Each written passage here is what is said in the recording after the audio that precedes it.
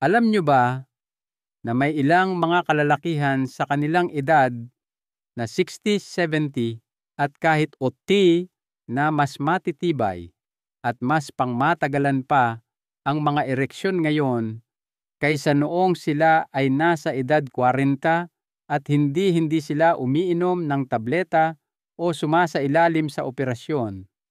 Natuklasan nila ang isang hindi gaanong kilalang kalamnan na may kakayahang ibalik ang kontrol, muling buuin ang kumpiyansa at buhayin muli ang intimasya.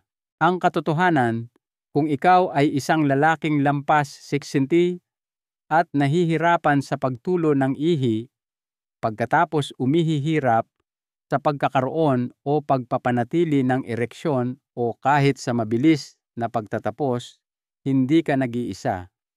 Ngunit hindi ka rin dapat manatili sa ganyang sitwasyon.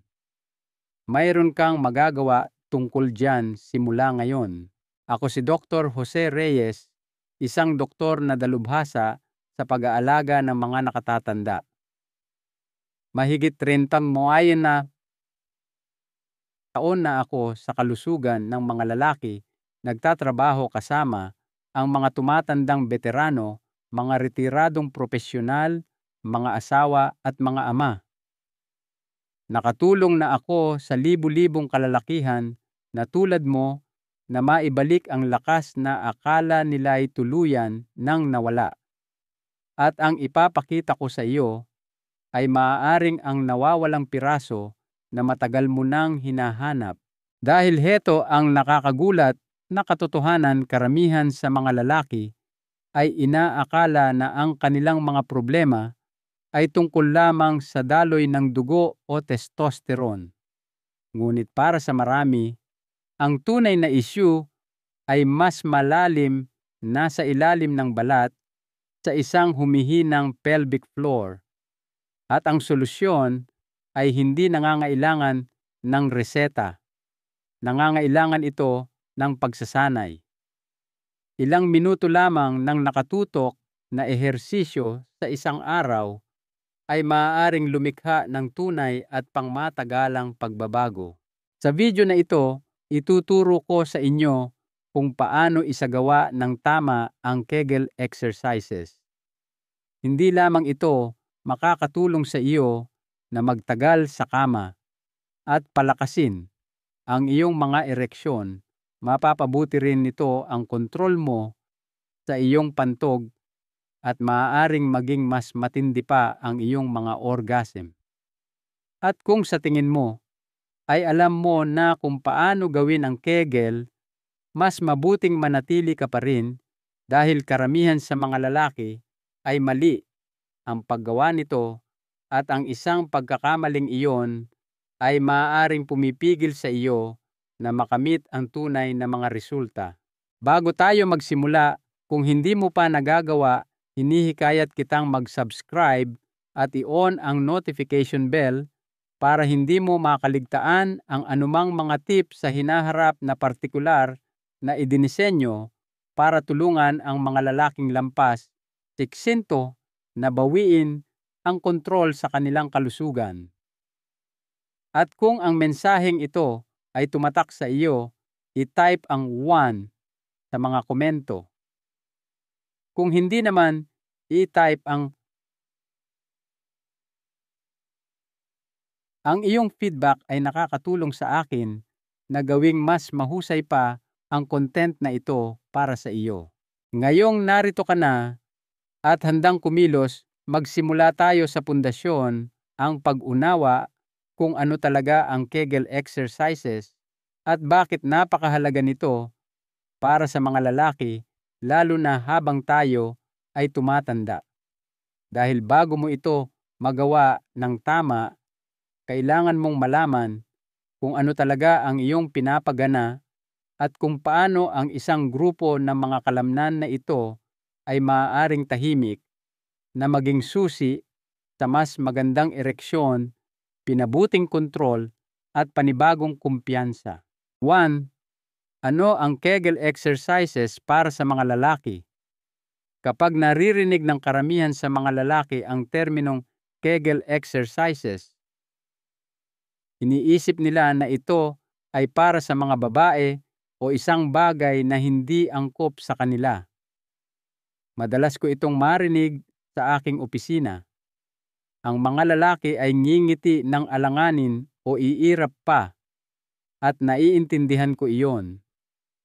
Ang ideya na ang isang simple at hindi nakikitang ehersisyo ay maaaring makaapekto sa isang bagay na napaka-personal tulad ng iyong kakayahang mag-perform sa kama o kontrolin ang iyong pantog ay tila sa totoo lang masyadong maganda para maging totoo.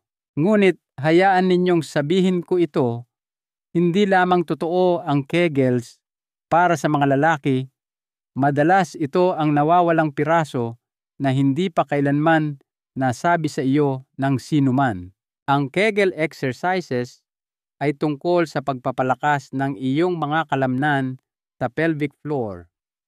Ito ay isang grupo ng malalalim na kalamnan na matatagpuan sa base ng iyong balakang mula sa iyong buto sa likod tailbone hanggang sa iyong buto sa harap pubic bone.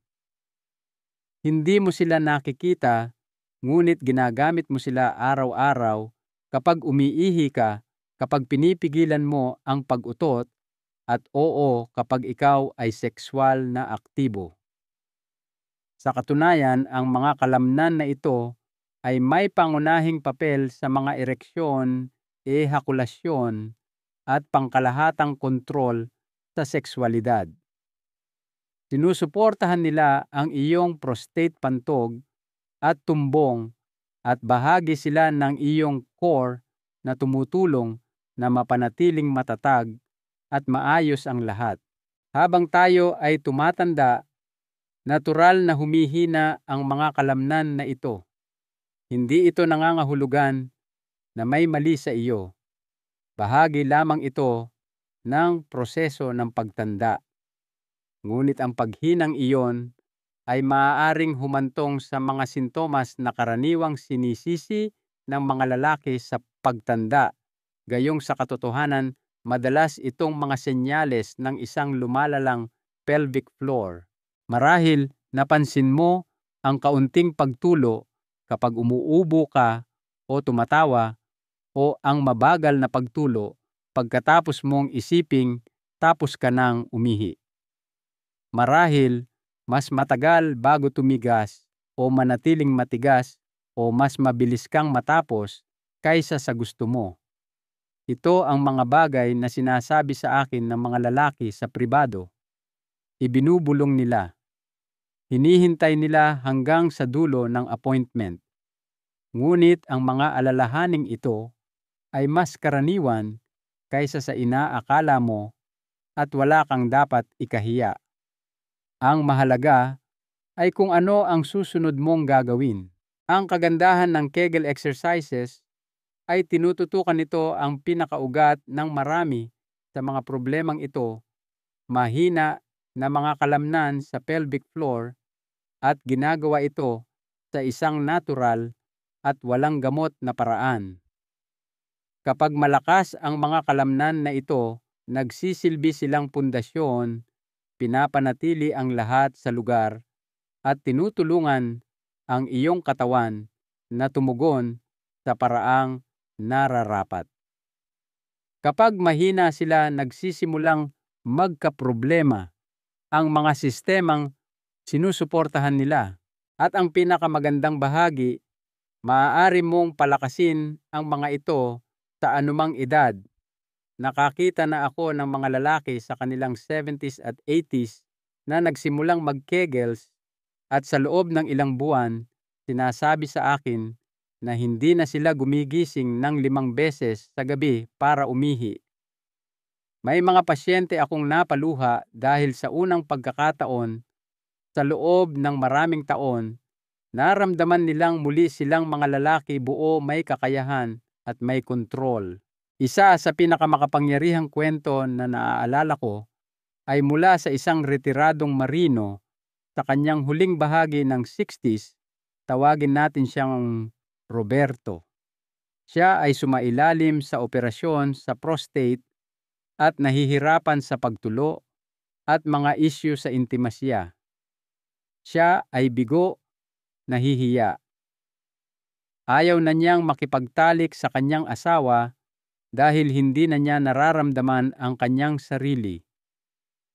Nang ipakilala ko sa kanya ang Kegel exercises, nag-aalinlangan siya ngunit sinubukan niya. Nag-practice siya araw-araw kahit na parang katawa-tawa o walang katuturan sa simula. At pagkatapos ng 3 buwan, bumalik siya sa aking opisina nakangiti. Sinabi niya, "Dok, pakiramdam ko ay naibalik ko ang isang bahagi ng aking buhay na akala ko'y nawala na magpakailanman." Iyon ang uri ng pagbabago na pinag-uusapan natin dito. Tunay na mga resulta, tunay na pag-asa, ang pag-unawa kung ano ang Kegel exercises ay ang unang hakbang, ngunit ito ay simula pa lamang. Ang malaman kung ano ang ginagawa ng mga kalamnan na ito ay isang bagay, ngunit paano mo sila mahahanap? Paano mo malalaman kung tama ang iyong ginagawa, lalo na't hindi mo makita o maramdaman ang mga kalamnan na iyon tulad ng sa bicep o hita? Diyan nagiging interesante ang mga bagay. Dahil sa susunod, ipapakita ko sa iyo kung paano eksaktong hanapin ang tamang kalamnan at ang isang simpleng pagsubok na magsasabi sa iyo kung tama ang iyong pag-activate nito. Huwag laktawan ang bahaging ito. Kung magkamali ka sa hakbang na ito, hindi gagana ang lahat. Simulan na natin. Tudwa, mga benepisyong suportado ng agham para sa mga lalaking lampas 60. Para sa mga lalaking lampas 60, magiging tapat ako sa inyo.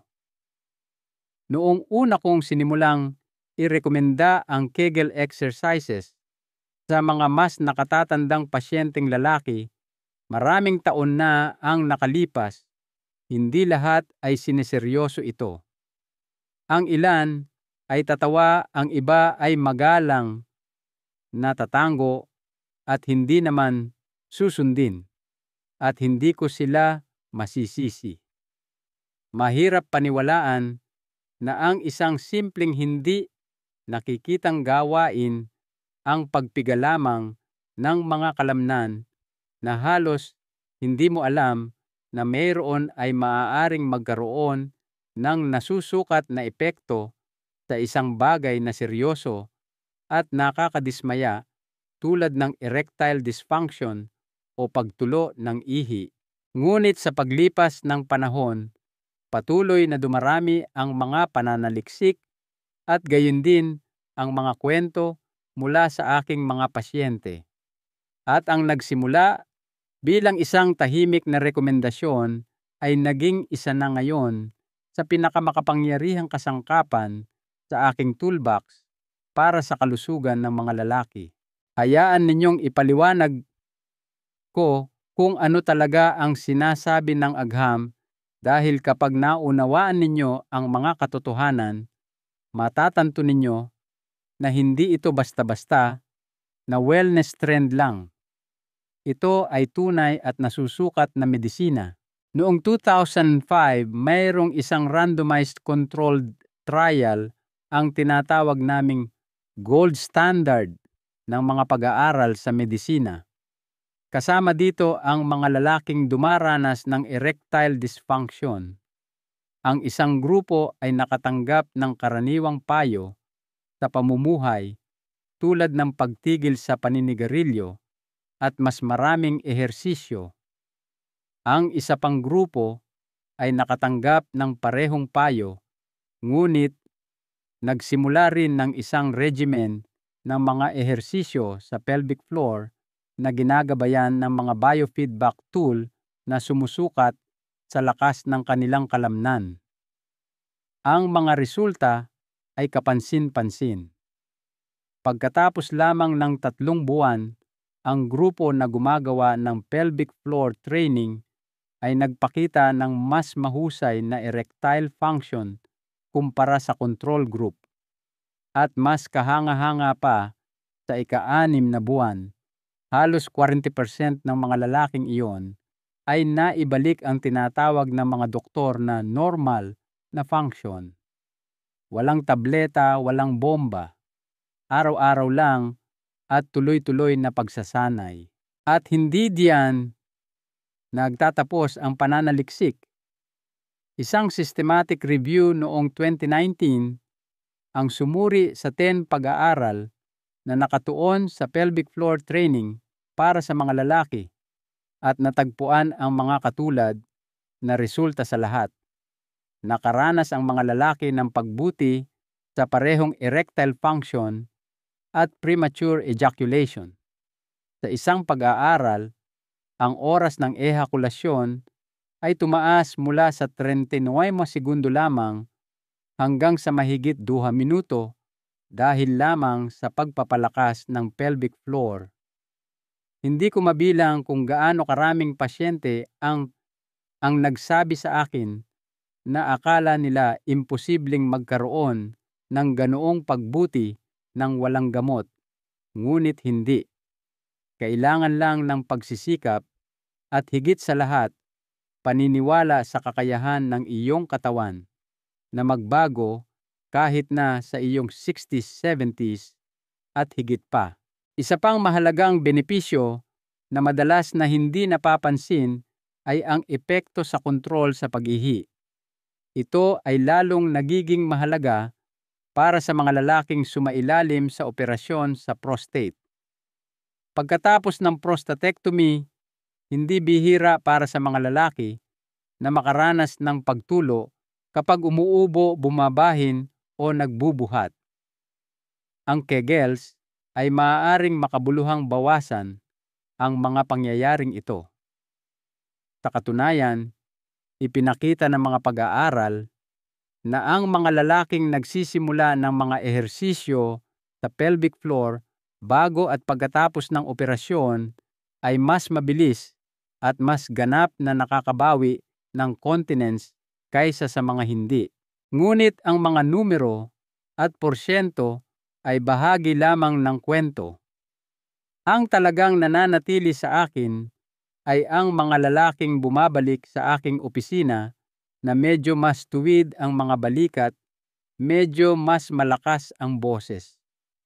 Isang partikular na lalaki, isang retiradong bumbero sa kanyang unang bahagi ng 70s na nagngangalang Miguel ay tahimik na nakikipagbuno sa nakakahiyang pagtulo at mga problema sa intimasya. Nag-aalinlangan siya, ngunit pagod na rin siyang mabuhay sa takot sa bawat pagbahin o bawat intimate moment. 3 buwan matapos maging seryoso sa Kegels, sinabi niya sa akin na ang kanyang buhay ay naramdaman niyang mas matatag. Iyon ang salitang ginamit niya, hindi lamang sa pisikal, kundi sa emosyonal. Hindi na siya nag-aalala tungkol sa mga aksidente at sa kwarto. Sinabi niyang, "Ma'am, ang mga bagay ay naramdaman niyang buhay muli." Ang ganoong uri ng pag-unlad ay hindi lamang nakakaapekto sa iyong katawan. Naaabot nito ang iyong pagkakakilanlan. Mayroon pang mga umuusbong na ebidensya, bagamat maaga pa, na nagmumungkahi na ang mas malakas na mga kalamnan sa pelvic floor ay maaaring magpatindi ng mga sensasyon ng orgasm. Tama iyan, ang paggawa ng mga ehersisyong ito ay hindi lamang makakatulong sa iyong gumana ng mas mahusay. Maaaring makatulong din ito sa iyo na mas malalim na ma-enjoy ang mga sandaling iyon. At sa yugtong ito ng buhay, kung saan naghahanap tayo ng mas maraming kalidad sa ating mga karanasan, hindi lamang dami mahalaga iyon. Kaya't ibuod natin mas malakas na ereksyon pinabuting kontrol sa pantog na antalang ehakulasyon at potensyal na mas malalim na kasiyahan, lahat ay suportado ng tunay na agham at tunay na mga kwento. Iyan ang kapangyarihan ng tuloy-tuloy na pagsasanay ng Kegel. Ngunit bago ka magsimula, may isang bagay na kailangan nating linawin. Ang maling paggawa ng mga ehersisyo ay maaaring magdulot ng higit na pinsala kaysa sa kabutihan. Kaya paano mo mahahanap ang tamang kalamnan at malalaman na ginagawa mo ito ng tama mula sa unang subok? Iyan ang susunod nating aalamin. At maniwala ka sa akin, ito ang hakbang na karaniwang naliligtaan ng mga lalaki. 3. Sino ang hindi dapat mag-Kegels? Isa sa pinakamahirap na bahagi ng aking trabaho ay hindi ang paggamot sa mga komplikadong kaso o pag-aaral ng mga bagong pananaliksik. Ito ay ang pagsabihan ang isang taong sa wakas ay motivated na kontrolin ang kanilang kalusugan, na kailangan nilang magdahan-dahan. At mas madalas itong nangyayari kaysa sa inaakala mo pagdating sa Kegel exercises. Dahil habang ang Kegels ay ligtas at napakabisa para sa karamihan ng mga lalaki, may ilang mga kaso kung saan ang pagsisimula nito ng masyadong mabilis o walang tamang gabay ay maaaring lalong magpalala ng sitwasyon.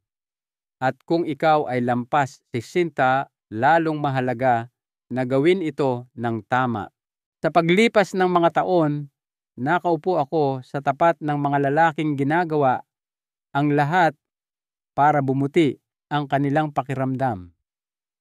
Narinig nila ang tungkol sa Kegels, marahil ay may nabasa online at nagsimula sa kanilang sarili.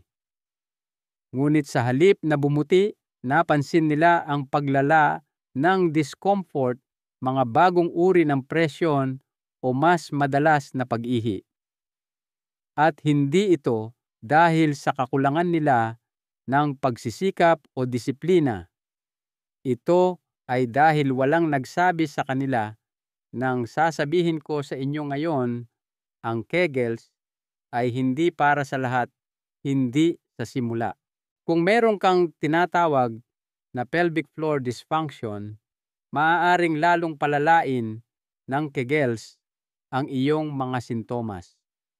Ito ay isang kondisyon kung saan ang mga kalamnan sa pelvic floor ay hindi lamang mahina, maaaring masyado silang masikip, sobrang tensyonado, o hindi lang maayos na nakikipag-ugnayan sa iba pang bahagi ng iyong katawan. Para sa mga lalaking may ganitong problema, ang pagdaragdag ng mas maraming tensyon sa isang sistema na may problema na ay parang sinusubukang higpitan ang isang tornilyo na sira na.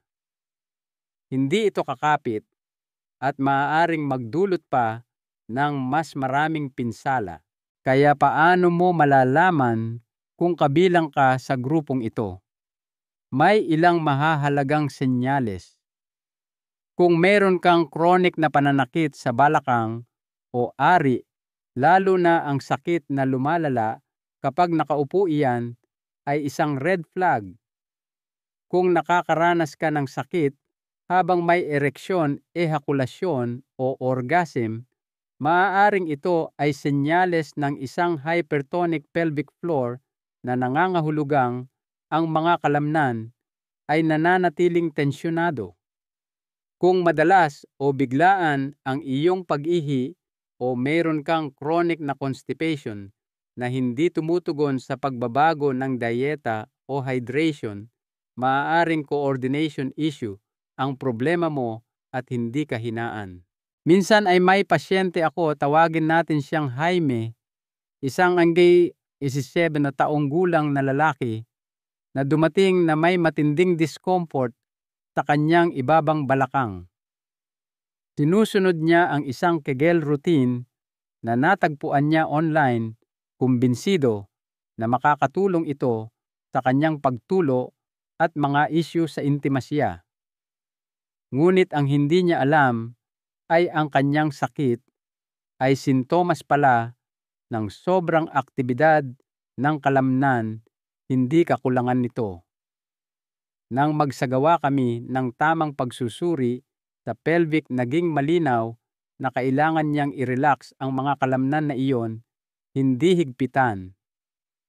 Sa tamang physical therapy at mga ehersisyo sa paghinga, sa wakas ay nakaramdam ng ginhawa si Jaime, ngunit hindi dahil sa mas maraming Kegels.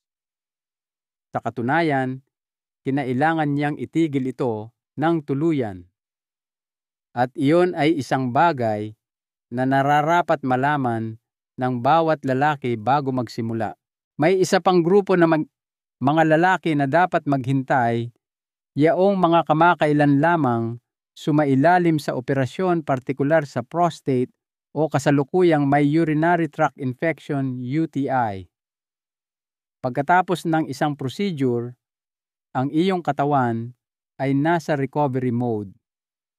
Ang mga tissue ay nagpapagaling at ang pagdaragdag ng dagdag na bigat mula sa pagkontract ng pelvic floor ng masyadong maaga ay maaaring magpabagal sa prosesong iyon. Gayun din, ang isang aktibong impeksyon sa urinary tract ay maaaring magdulot ng pamamaga at sakit. Ang Kegels sa panahong ito ay maaaring magpalala ng iyong pakiramdam, hindi magpaganda. Kaya ano ang dapat mong gawin kung sa tingin mo ay kabilang ka sa isa sa mga grupong ito? Ang sagot ay simple magpatingin sa doktor. Ang isang kwalipikadong urologist o pelvic floor physical therapist na dalubhasa sa kalusugan ng mga lalaki ay maaaring suriin ang iyong sitwasyon at gabayan ka ng ligtas. Maaaring mga hulugan ito ng paghihintay ng ilang linggo pag-aaral ng isang binagong bersyon ng ehersisyo o pagtuon muna sa pag-relax at pag-release. Anuman ang kaso, sulit ito dahil ang tamang paggawa nito ay mas mahalaga kaysa sa mabilis na paggawa.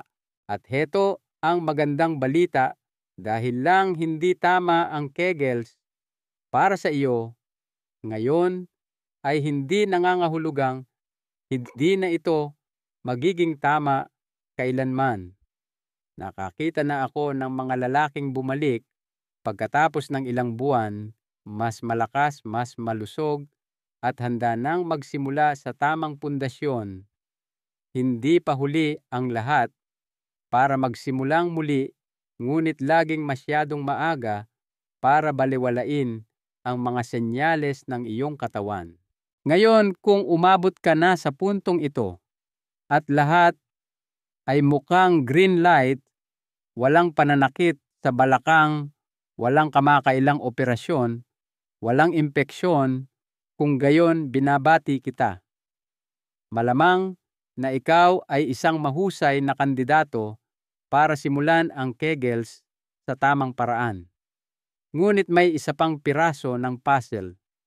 Bago tayo sumabak sa anumang routine, kailangan mong malaman kung aling kalamnan ang eksaktong i-activate. Kapag na-miss mo ang hakbang na ito, lahat ng iyong pagsisikap ay maaaring masayang. Kaya hayaan mong ipakita ko sa iyo kung paano hanapin ang tamang kalamnan at kung paano subukan kung tunay mo itong pinapagana. Ang susunod ay maaaring makagulat sa iyo. 4. Paano hanapin ang tamang kalamnan, ang iyong male Kegel zone? Ang pinakamalaking hamon para sa karamihan ng mga lalaking nagsisimula sa Kegel exercises ay hindi ang motibasyon. Ito ay ang katumpakan. Ito ay ang pag-alam kung ginagawa mo ba talaga ito ng tama. Dahil hindi tulad ng pagbubuhat ng weights o paglalakad sa treadmill, hindi mo makikita ang paggalaw ng mga kalamnan sa pelvic floor. Walang salamin, walang kirot sa iyong mga braso, walang pawis sa iyong noo. At kung ginugol mo ang 60, 70 o kahit 80 taon na hindi kailanman sinasadyang pinapagana ang bahaging ito ng iyong katawan, hindi ka nag-iisa. Para sa marami sa mga lalaking nakatrabaho ko, ang paghahanap sa tamang kalamnan ay parang pag-aaral ng isang bagong wika na sinasalita sa loob ng katawan. Hayaan ninyo akong balikan ang isang pasyente ko. Ilang taon na ang nakalipas na nagngangalang Gualberto. Siya ay 73, bagong retirado at kararating lang mula sa isang procedure sa prostate. Lumapit siya sa akin na nahihiya dahil sa pagtulo. Pagkatapos umihi at pakiramdam niya ay nawalan siya ng isang bahagi ng kanyang sarili. Nang una kong ipaliwanag kung paano hanapin at paganahin ang kanyang pelvic floor, mukha siyang naguguluhan. Sinasabi mo sa akin na kailangan kong pigain ang isang bagay na hindi ko man lang alam na mayroon ako, tanong niya. Pareho kaming natawa, ngunit ang sandaling iyon ay tumatak sa akin dahil para sa maraming lalaki, ang pagtuklas na ito ang nagiging turning point, ang sandali kung saan muli silang kumokonekta sa isang bahagi ng kanilang katawan na hindi nila talaga pinapansin noon.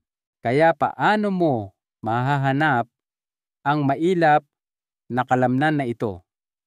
Magsimula ka sa pag-iisip ng isang sitwasyon na maiintindihan ng bawat lalaki. Nakatayo ka sa isang urinal at biglang may kumatok sa pinto o nakarinig ka ng malakas na ingay at kailangan mong itigil agad ang daloy ng ihi. Ang instinctive na pagpiga, ang pag-angat na nararamdaman mo sa isang lugar sa loob ng base ng iyong katawan, iyon ang pag-contract ng pelvic floor.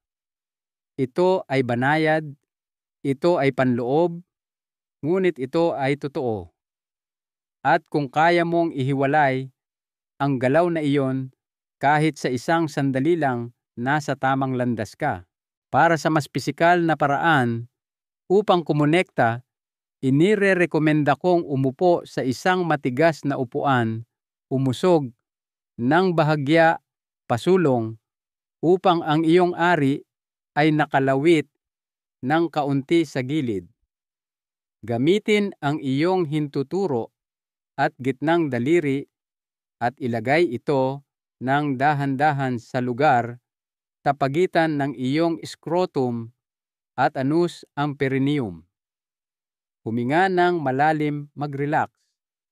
Ngayon, subukan ang parehong pagtigil sa pag-ihi na galaw. Kung tama ang iyong ginagawa, mararamdaman mo ang isang banayad na pag-angat o paghigpit sa ilalim ng iyong mga daliri. Maaaring ito ay bahagya, maaaring parang isang kislap, ngunit iyon na iyon.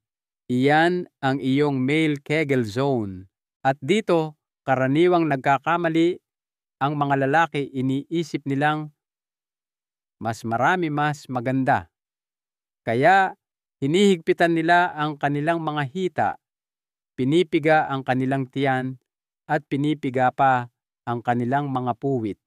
Ngunit wala sa mga iyon ang target.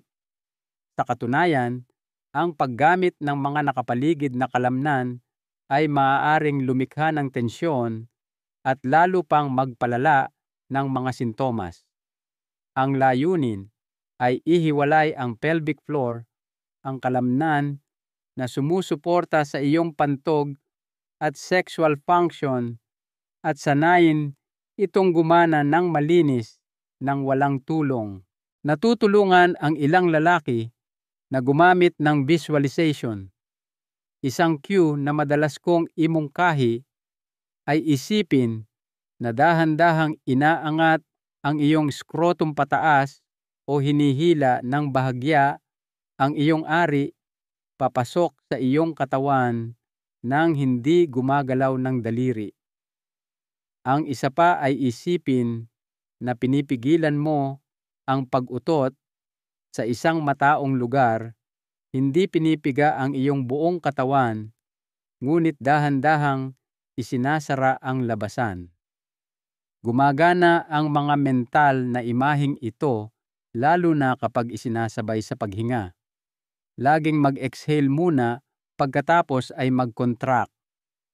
Nakakatulong ang paghinga na ituon ang iyong pansin at pinipigilan kang higpitan ang lahat ng sabay-sabay.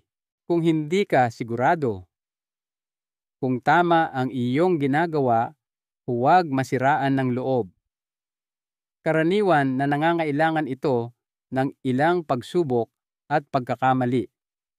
At kung nakagawa ka na ng mga ehersisyo sa tiyan o ibabang likod, alam mo kung gaano katagal bago tunay na maramdaman ang malalalim na kalamnan.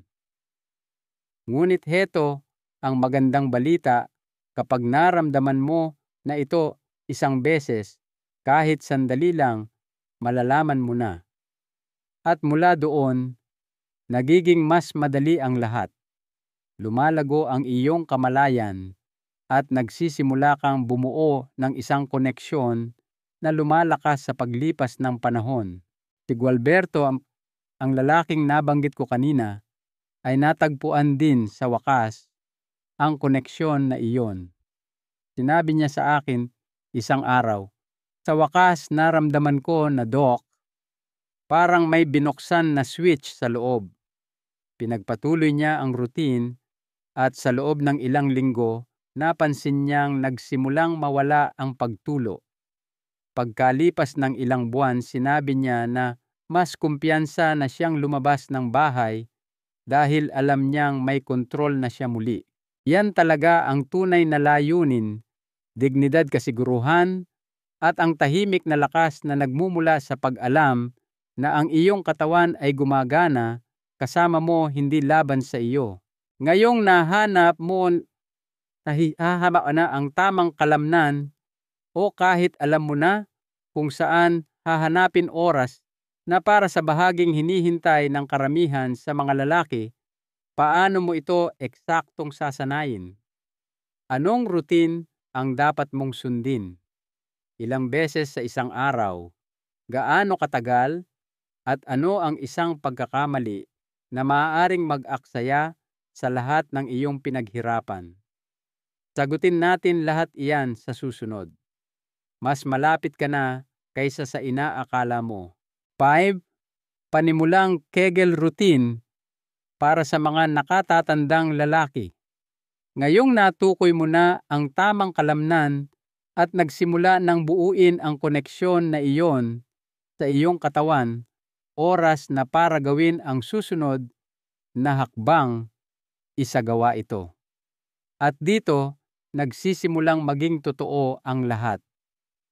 Dahil ngayon, hindi na tayo nag-uusap tungkol sa teorya o anatomy. Ngayon, nagsasanay na tayo. Ngayon, muli nating binubuo ang lakas. At hayaan ninyong linawin ko ang isang bagay, mula sa simula ang rutina na ito ay hindi tungkol sa pagpapatunay ng kahit ano sa sino man. Ito ay tungkol sa pagbawi ng isang bagay para sa iyong sarili, tahimik, tuloy-tuloy, na may pasensya at layunin. Kapag nagtatrabaho ako sa mga mas nakatatandang lalaki na nagsisimula pa lang sa kanilang paglalakbay sa Kegel, palagi kong sinasabi ang parehong bagay, ang dahan-dahan ay malakas. Hindi mo kailangang magmadali. Sa katunayan, ang pinakamahusay na mga resulta ay dumarating kapag kumikilos ka ng may kamalayan, hindi intensity. Ang iyong layunin ay hindi ang pumiga ng napakalakas, Ito ay ang pagbuo ng kontrol. Isipin ito tulad ng pag-aaral na tumugtog ng piano. Sa una, ang iyong mga daliri ay parang clumsy mali ang mga nota na iyong natitipa. Ngunit sa paglipas ng panahon, sa pagsasanay, ang iyong mga kamay ay nagsisimulang gumalaw ng may kumpiyansa. Walang pinagkaiba ito. Kaya narito kung paano ko karaniwang ipinakikilala ang Kegel routine, lalo na para sa mga lalaking nasa kanilang 60s at mas matanda pa. Hanapin ang iyong posisyon. Humanap ng isang tahimik na lugar kung saan maaari kang umupo ng komportable. Pinakamainam ang isang matigas na upuan. Umupo ng tuwid mga paa ay nakalapat sa sahig na may suporta sa iyong likod. Ipatong ang iyong mga kamay ng dahan-dahan sa iyong mga tuhod. Kung nakakatulong, maaari mong ilagay ang dalawang daliri sa iyong perineum tulad ng tinalakay natin kanina. Ang tactile feedback na iyon ay isang mahusay na paraan upang kumpirmahin na pinapagana mo ang tamang lugar. Huminga at i-engage. Magsimula sa isang malalim na paghinga papasok sa iyong ilong pagkatapos ay dahan-dahang mag-exhale sa iyong bibig. Kapag wala ng laman ang iyong mga baga, dahan-dahang i-contract ang iyong pelvic floor na para bang pinipigilan mo ang daloy ng ihi o bahagyang inaangat ang iyong scrotum pataas. I-hold at i-release. I-hold ang contraction na iyon ng mga 1 segundo pagkatapos ay ganap na i-release. Huminga muli, mag-exhale ulitin. Iyan ay isang repetisyon. Simple di ba ang susi ay huwag itong i-hold ng masyadong matagal sa simula.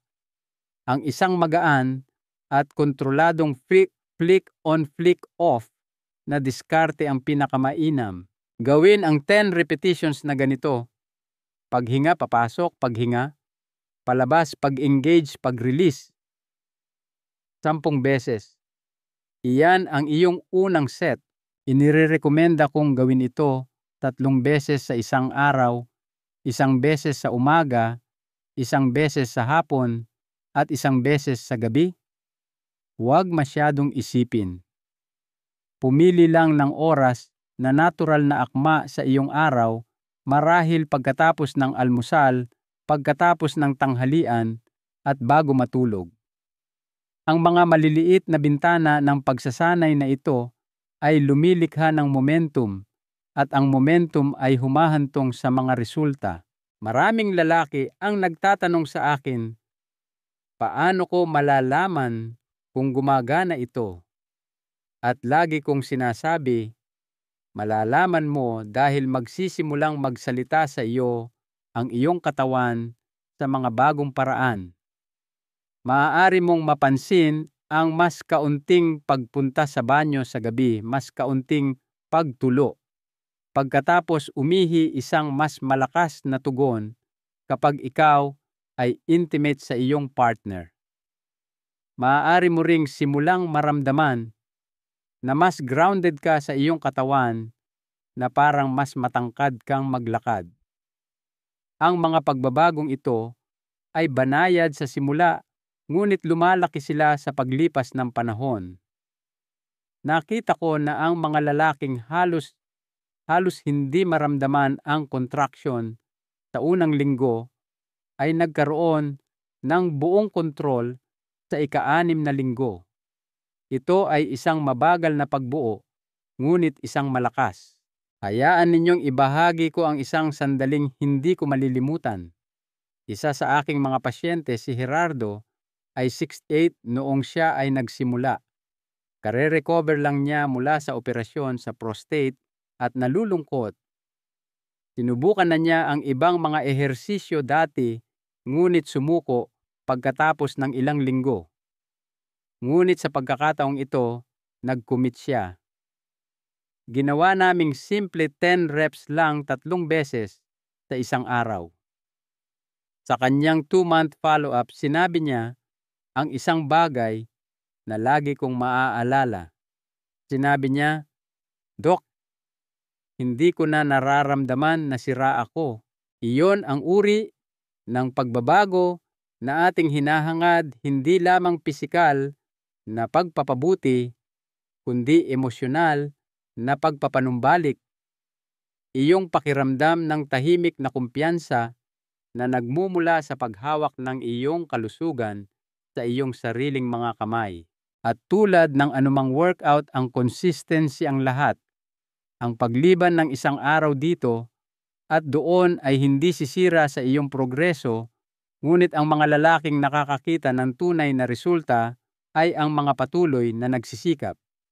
Gawin itong isang ugali.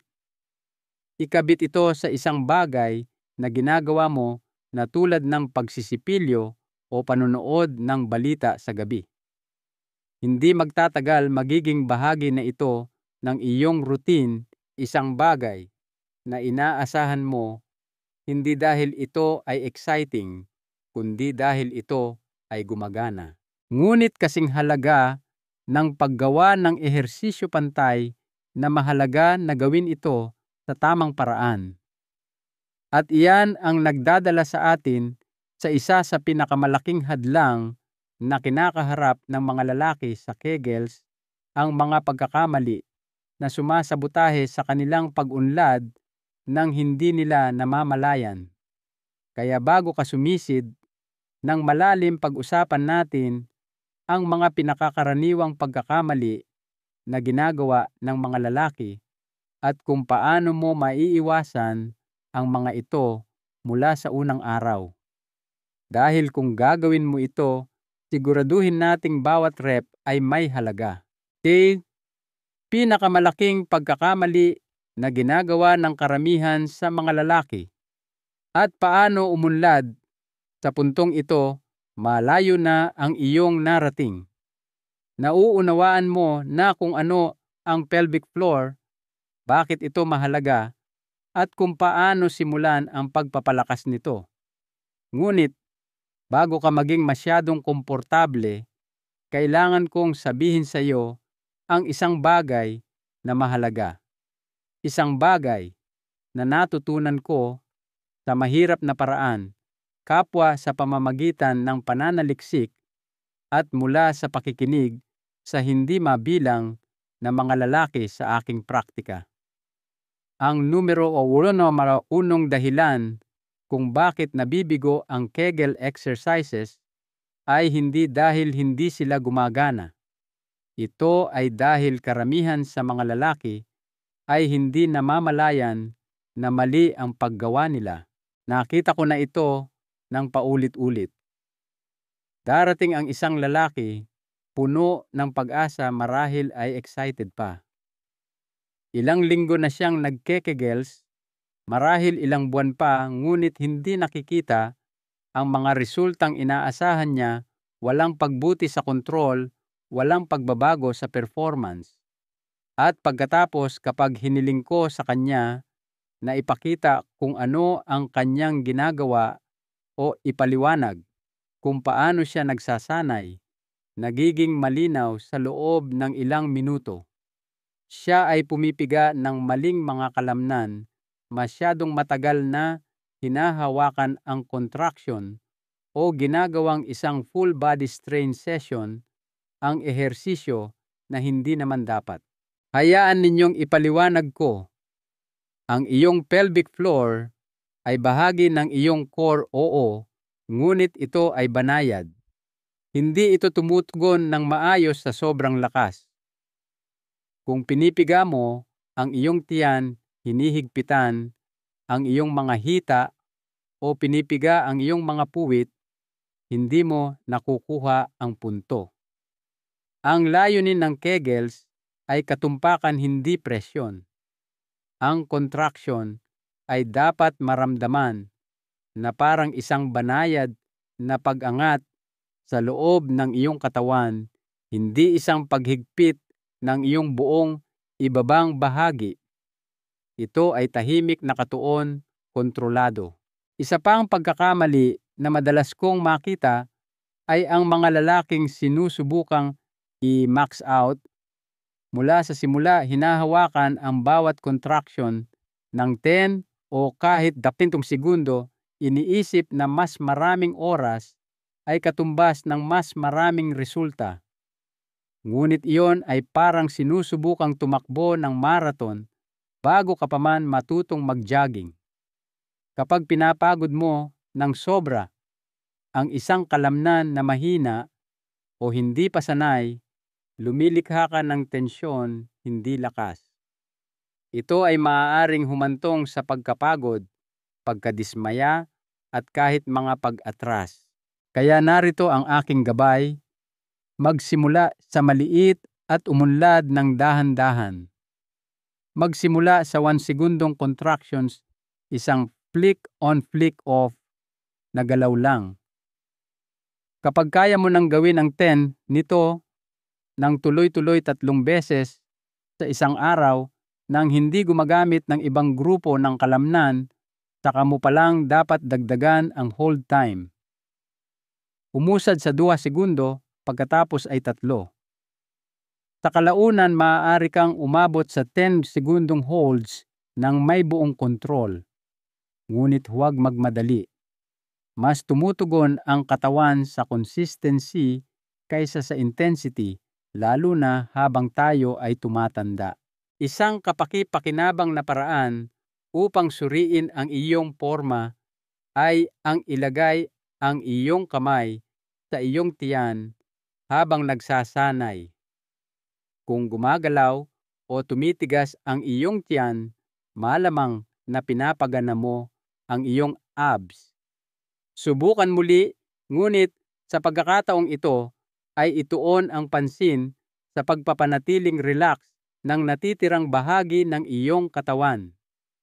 Ang tanging paggalaw ay dapat na panloob, isang pag-angat at isang pag-release. Hayaan ninyong ikwento ko si Francisco. Siya ay 72, isang retiradong elektrisyan at isa sa pinakdeterminado na lalaking nakilala ko. Lumapit siya sa akin matapos subukan ang Kegels sa kanyang sarili sa loob ng 4 na buwan nang walang pag-unlad.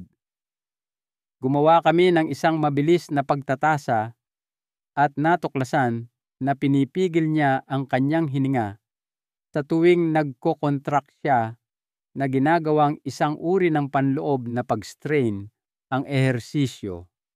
Gumawa kami ng isang pagbabago, isinabay ang bawat contraction sa isang pag-exhale.